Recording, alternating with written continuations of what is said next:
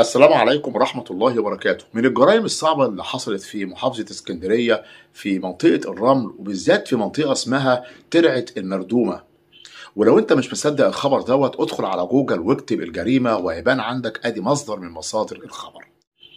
شاب عنده 36 سنة عايش مع مراته وولاده في بيت أهله، وده يعني لوحدها نعمة من النعم ربنا عز وجل، إن أنت يعني في الزمن ده متجوز ومخلف وعايش في بيت أهلك. ولكن للأسف هو كان بيتاجر في المخدرات. وهنا الزوجة نصحته بدل مرة اتنين وتلاتة وعشرة إن هو يبعد عن الطريق ده. ما كانش بيبعد، وما كان مصمم ان هو ما يبعدش، لان هو شايف مكسب بيجيله قد كده، ولكن للاسف ده مكسب حرام. الزوجه قالت له اللي انت بتكسبه ده قرش حرام، وبتدخل علينا قرش حرام، وعيالك كبروا وهتجيلنا مصايب من عند ربنا، فبلاش اللي انت بتعمله ده. فهنا الزوج للمرة الأخيرة سمع كلام مراته وبدأ يبعد عن الطريق دوت. واخواته ساعدوه، اهله ساعدوه، وفتحوا له محل في نفس البيت اللي هو ساكن فيه، اللي هو بيت اهله، محل لتجاره الاجهزه الكهربائيه.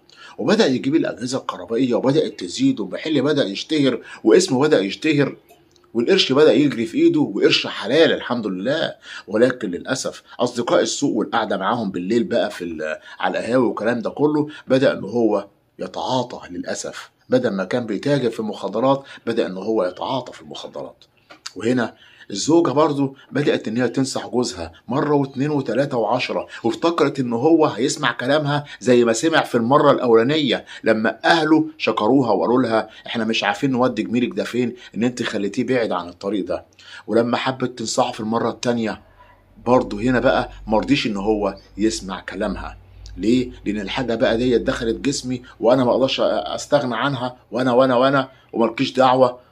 وبدأ كمان يبيع في الأجهزة الكهربائية اللي في المحل، لغاية ما هيجي يوم عليه من الأيام هيبيع المحل نفسه. الزوجة هنا لما لقيته خلاص هو مصمم على اللي هو فيه، سابت له البيت هي والعيال. هنا الأهل لما لقوه كده قالوا أنت خسرت حياتك وبيتك وولادك، وكمان بتبيع في الأجهزة بتاعت المحل، هيجي يوم في الأيام تبيع المحل كمان. لا أنت ما تلزمناش، وطردوه من البيت. وهنا لما طردوه من البيت، صحابه شافوا له شقة في منطقة ترعة المردومة.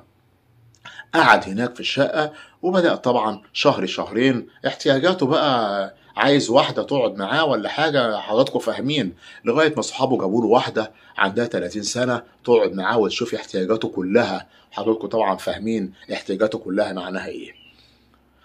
وعادت الأيام لغاية ما وصل يعني 7 شهور، وهو برضه بيتعاطى وهو زي ما هو، لغاية ما شك في الست اللي هي قاعدة معاه ديت. شك إن هي بتسرقه، إن هي مرشدة، إن هي بتتصل بالبوليس. يعني بدأ إن هو الهلاوس بقى بتاعت الإيه، بتاعت الإدمان، إن هو بيشك في كل اللي حواليه. لما شك فيها عمل إيه؟ اتخانق معاها وموتها وقتلها في الشقة. وعمل ايه؟ اتصل بواحد صاحبه عنده 46 سنة، قال له انا قتلتها، تعالى بسرعة عشان خاطر نشوف هنعمل ايه.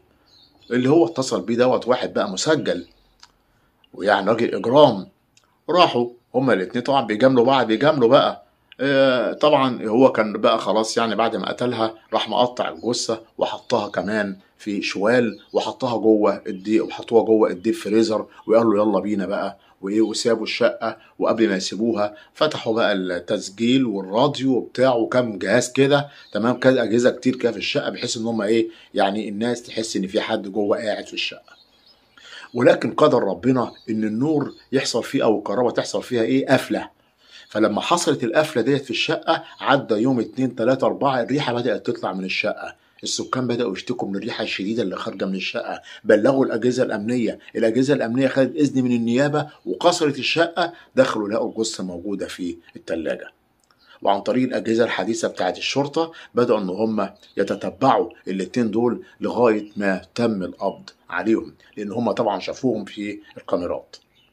ولما تم القبض عليهم طبعا اعترف بكل الجريمه، لكن لان هو كانوا شافوه في الكاميرات وهو طالع دوت صاحبه، وان هم نازلين هم الاثنين ايه يوم كذا، وطبعا يعني كل حاجه اكتشفوها. ولما واجهوهم طبعا اعترف باللي حصل كله. ادي طريق الحرام. شوف كان اخره ايه، اللي مراته كانت بتنبهه مره واثنين وثلاثه وعشرة ما كانش بيسمع الكلام. يعني من تجاره مخدرات للادمان في المخدرات، للمشي في الزنا، بقت حياته كلها حرام في حرام، لغاية ما اتحكم عليه ب25 سنة سجن، وعلى صاحبه لأنه هو ما قتلهاش، هو أخفى معاه بس الجثة 7 سنين.